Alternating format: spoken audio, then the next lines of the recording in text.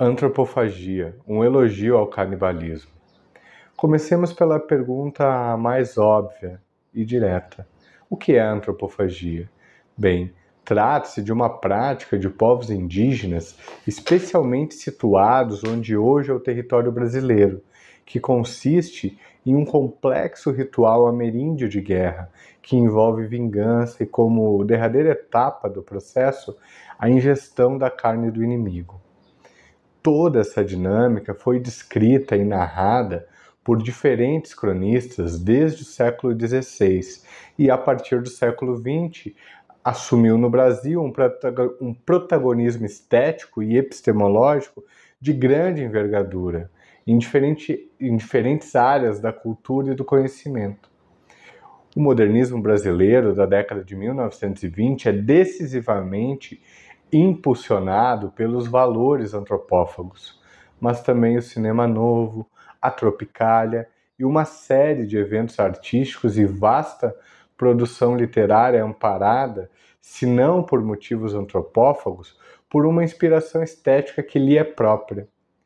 Tudo isso é antropofagia, e não é, porque ela é mais ampla e complexa que a redução empreendida neste parágrafo. Proponho então um recuo. Voltemos aos canibais. Cariba é um termo que Cristóvão Colombo ouviu, como nos conta Frank Lestringan. Ele ouviu dos Arawak, termo pronunciado com medo e horror. Os canibais não eram somente entes em um mundo completamente novo para os colonizadores. Era também o termo mais simbólico da alteridade radical. O canibal é o outro realmente outro. Os europeus estavam diante não somente de um mundo novo, mas de uma nova classe de humanidade. No fundo, o que está em jogo não é propriamente o estatuto do antropófago ou do canibal, mas a nossa própria excepcionalidade humana. O canibal não fala dele, ele só fala de nós. Talvez isso explique sua constante reaparição como um sintoma da cultura no Brasil, como uma espécie de retorno recalcado, infinito e prenhe de possibilidades. Mas cabe aqui uma distinção paradoxal. A antropofagia não é canibalismo, ou não é só canibalismo, porque é uma prática ritualística. O canibalismo é outra coisa. O canibalismo é antropofagia por fome. O canibalismo, digamos assim, bestial, cedeu espaço ao canibalismo enciclopédico. E cá estamos, como antropófagos dóceis, mas nem tanto, reinventando e atualizando essa prática em pleno século XXI. Da antropofagia ritual à semiofagia. A antropofagia faz parte do imaginário europeu desde as primeiras décadas do século XVI. Hans Staden, um arcabuzeiro que virou uma espécie de cronista depois que foi capturado e solto pelos tupinambás, foi uma das primeiras pessoas a fazer circular lá na Europa um texto relatando os rituais antropofágicos das etnias tupi da costa brasileira. Em um livro publicado em 1557, cuja versão brasileira chama-se Duas Viagens ao Brasil, Staden rememora suas aventuras como cativo dos tupinambás. A certa altura ele descreve, cito Hans Staden, a seguir, aquele que o matará volta a pegar sua massa e diz: sim, estou aqui, quero matá-lo, porque sua gente também matou e comeu muito dos nossos. O prisioneiro lhe responde: tenho muitos amigos que saberão me vingar quando eu morrer. Fecha a citação. O recurso de devorar os inimigos e deles se servir para os indígenas não era um banquete exótico, mas uma cerimônia, um longo e metódico ritual. O sentido específico da devoração, em termos antropofágicos, pode ser explicado na sintética e brilhante definição de Raul Antelo. A propósito, um professor e pesquisador argentino, radicado no Brasil e um dos maiores especialistas no tema. Cito o Antelo: a antropofagia não devora corpos, ela produz corpos. Quem devora a carne é o canibalismo. Fecha a citação. A antropofagia ritual foi considerada, por ocasião do descobrimento ou achamento, talvez o mais alto grau de descolamento cultural entre os valores filosóficos europeus, que no conjunto da obra nem de longe poderiam ser considerados humanistas, e as cosmologias ameríndias. Mas isso, embora fosse uma visão hegemônica, não era propriamente uma unanimidade. Um dos cronistas do século XVI, Jean de Lery, observava o fenômeno de uma maneira mais abrangente. Lery era um pastor da Igreja Reformada de Genebra, que propôs um certo tipo de clivagem canibal, compreendendo a antropofagia, por um lado, como um gesto de vingança e, de outro, como um uso alegórico do ato de comer. Lery reforça e dá sustentação ao argumento de Antelo. Cito Lestringan: os tupinambás, tanto quanto podemos crer, comem para vingar-se, não para se alimentar. Fecha a citação. A grande divisão ontológica ocidental, natureza e cultura, que ganharia uma formulação mais complexa e sofisticada com Lévi-Strauss, entre outros livros, no primeiro volume das mitológicas, O Cru e o Cozido, encontra guarida na divisão que Lery fez entre os diferentes grupos tupi que praticavam a antropofagia, relegando aos aliados franceses uma certa prevalência moral e aos seus inimigos um rebaixamento. Cito o Lery: os oatecas adquirem reputação de vampiros e homófagos, pois comem seus semelhantes para alimentar-se. Os tupinambás cozinham a carne que consomem, eles se vingam. Bem, nada disso, como veremos adiante, é tão determinante assim do ponto de vista de uma compreensão epistemológica do que é a antropofagia. O argumento de Lery serve mais como argumento em torno das disputas entre católicos e protestantes do que algo próprio das cosmologias indígenas. Michel de Montaigne, também no século XVI, faz uma defesa às práticas antropofágicas. Cito: não me parece excessivo julgar bárbaros tais atos de crueldade, mas que o fato de condenar tais defeitos não nos leve à cegueira acerca dos nossos. Estimo que é mais bárbaro comer um homem vivo do que comer depois de morto. E é pior esquartejar um homem entre suplícios e tormentos e o queimar aos poucos, ou entregá-lo a cães e porcos, a pretexto de devoção e fé, como não somente o lemos, mas vimos ocorrer entre vizinhos nossos conterrâneos? E isso, em verdade, é bem mais grave do que assar um homem previamente executado. Fecha a citação de Montaigne no texto Os Canibais.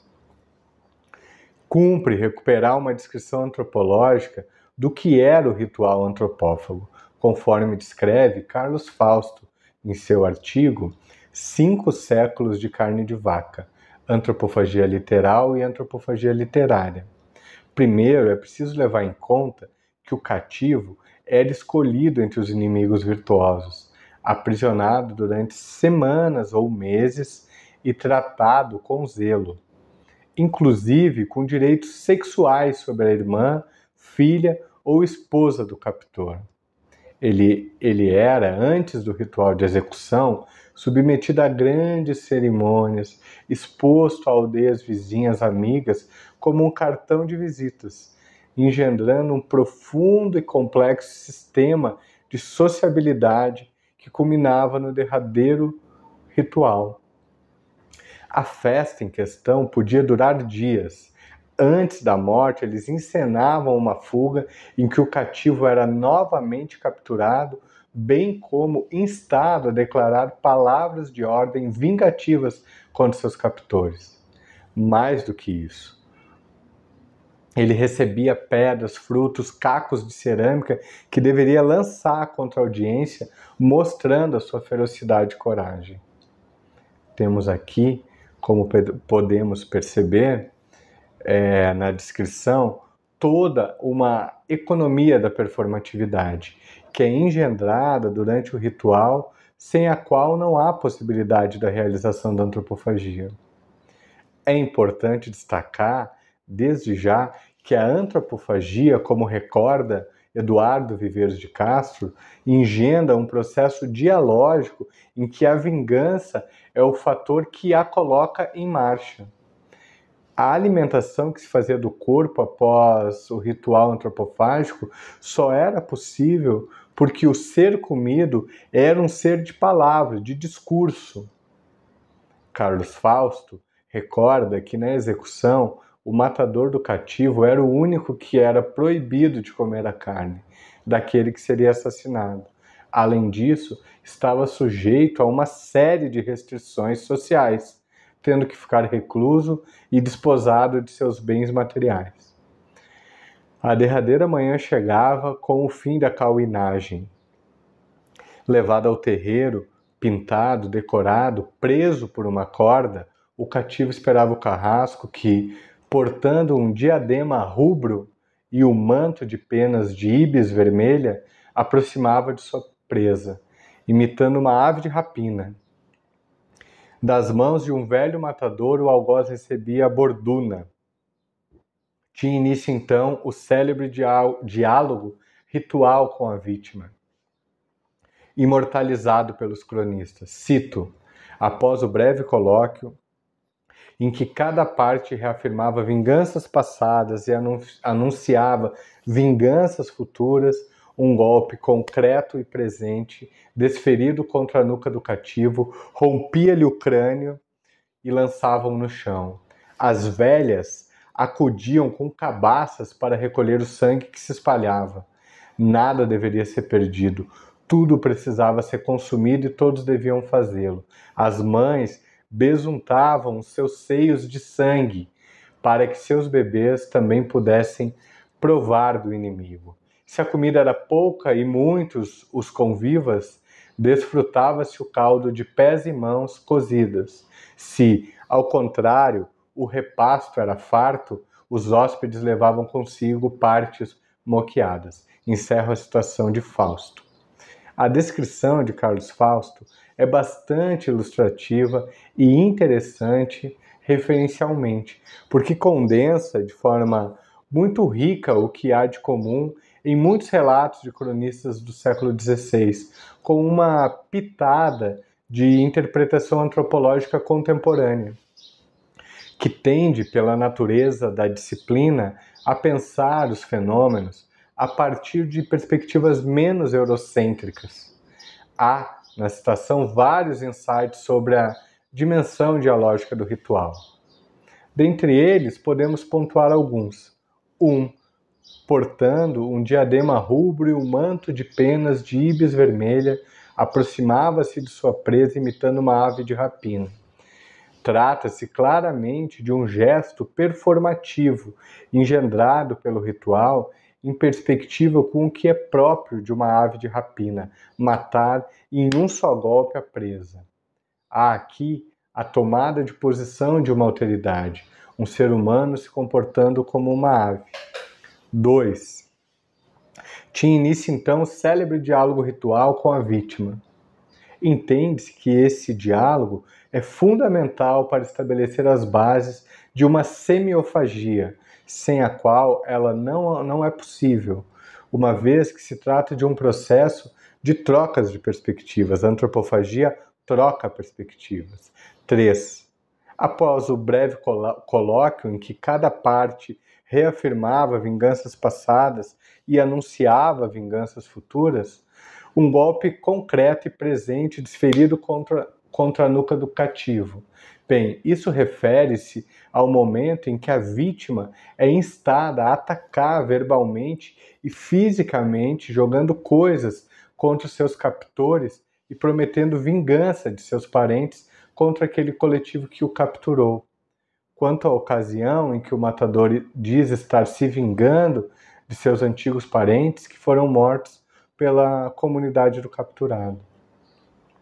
Estes, entre outros aspectos, devem ser notados para que se possa compreender nuances muito próprias da antropofagia e que evidenciam formas de pensamento e de organização social.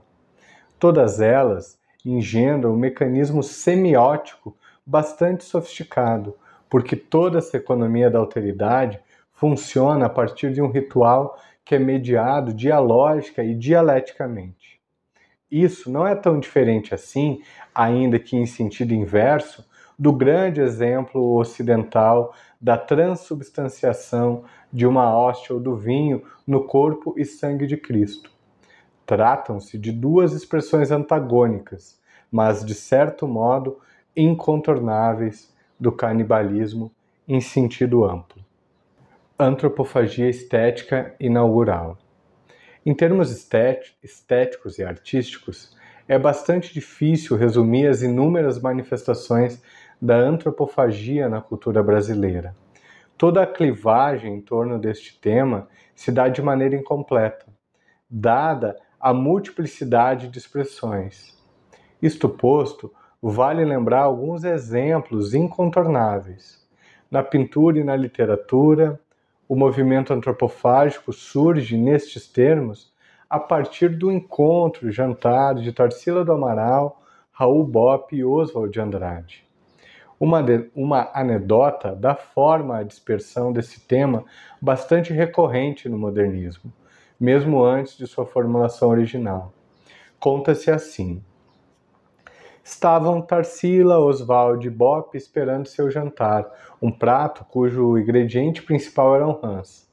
Quando o garçom veio com a especiaria em direção à mesa, eles brincaram parafraseando um trecho da obra de Hans Staden, cativo sobrevivente do Tupinambá, a que me referi anteriormente. E Oswald teria dito: lá vem nossa comida pulando. Caíram na gargalhada. O episódio, narrado aqui, é descrito em Vida e Morte da Antropofagia, livro de Raul Bopp. Mais tarde, Tarsila pintaria a obra Abapuru, palavra de origem tupi-guarani, abá, homem, porá, gente, e o comer, Abaporu, uma das mais célebres pinturas do modernismo brasileiro. Desde 1995, o quadro pertence ao acervo do Museu de Arte Latino-Americano de Buenos Aires, o MALBA, aí na Argentina. A tela foi pintada em 1928, mesmo ano da publicação do Manifesto Antropófago, um dos mais importantes, se não o mais importante, manifesto do modernismo no Brasil. Escrito por Oswald de Andrade, que ao lado de Mário de Andrade, autor da mais brilhante obra do modernismo dos anos 1920, o livro Macunaíma, o Herói Sem Nenhum Caráter, o Manifesto Antropófago foi publicado originalmente na Revista de Antropofagia no dia 1º de maio de 1928. É Oswald o responsável por trazer ao modernismo uma nova lufada de ar ao movimento. Olhando para o futuro e tendo como inspiração os povos nativos do Brasil, que a despeito de todas as contradições implicadas na retomada antropófaga, deu cidadania não somente nacional, mas global a um traço das cosmologias indígenas. Esse traço contra todos os males de catequese, e um traço que foi bastante determinante na sociedade e nas elites brasileiras, ainda que ilustradas, conservadoras, porque a antropofagia rompeu com esses males de catequese. Oswald escreve: só interessa o que não é meu, lei do homem e lei do antropófago. Esse traço cultural se configura como um dos mais marcantes de nossa existência pindorâmica, presente no 5º aforismo do Manifesto Antropófago, e ele se conecta a uma série de sintomas culturais ainda presentes em nossa sociedade, mas se apresenta como uma espécie de vacina antropofágica contra os mal-estares da cultura. Oswald era um profícuo leitor de Freud, tanto que suas ácidas críticas ao psicanalista austríaco aparecem em vários de seus textos, às vezes de maneira subterrânea, outras de maneira mais explícita e escrachada, quando ele, por exemplo, assina textos na revista de Antropofagia com o pseudônimo Freuderico. Portanto, vale ressaltar e sublinhar que a antropofagia nunca se tratou do canibalismo por fome, tampouco de qualquer metáfora em relação a engolir e regurgitar, mas sim de uma sofisticada dimensão ritualística, dialógica e semiótica capaz de produzir o que chamamos semiofagia. Ao longo de mais de 5 séculos de inter-relação entre os invasores europeus e as populações autóctones das Américas, tornou-se lugar comum pensar os nossos povos como selvagens, no sentido mais pejorativo do termo. Mas isso é, antes de tudo, um campo semântico interpretativo que se mostra incapaz de compreender cosmologias fora do esquema ocidental. É disso que se trata quando Chanu observa que o canibal, mas em nossa versão o antropófago, ele não fala de si, ele fala de nós. Antropofagia, uma outra imagem do pensamento. O tema da antropofagia continua absolutamente atual no Brasil. Sueli Ronick, importante intelectual brasileira, publicou em 2021 seu livro Antropofagia Zumbi. A obra pensa, a partir do modernismo, como a antropofagia produz subjetividades. Versa sobre como tal prática cria um modo de se relacionar com o outro e com a cultura.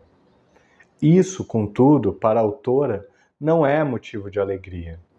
O argumento trazido na obra é que, de algum modo, a antropofagia foi capturada pelo capitalismo, produzindo subjetividades reativas para mundos prêt-à-porter.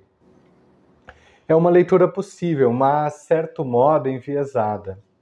Em que pese a antropofagia não esteja imune à poética do mal, que inclusive é parte intrínseca de sua origem, é importante considerarmos as diferentes formas de abstração deste tipo de pensamento.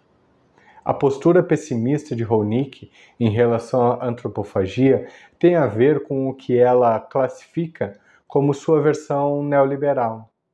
Porém, se pensarmos a antropofagia nos termos dos povos nativos, trata-se de um pensamento outro, capaz de produzir outras formas de nos relacionarmos com as alteridades e com a humanidade, sua expressão radical, em essa humanidade, em diferentes espécies e seres. De algum modo, a antropofagia é uma das mais potentes expressões de um pensamento selvagem, nos termos de Lévi-Strauss.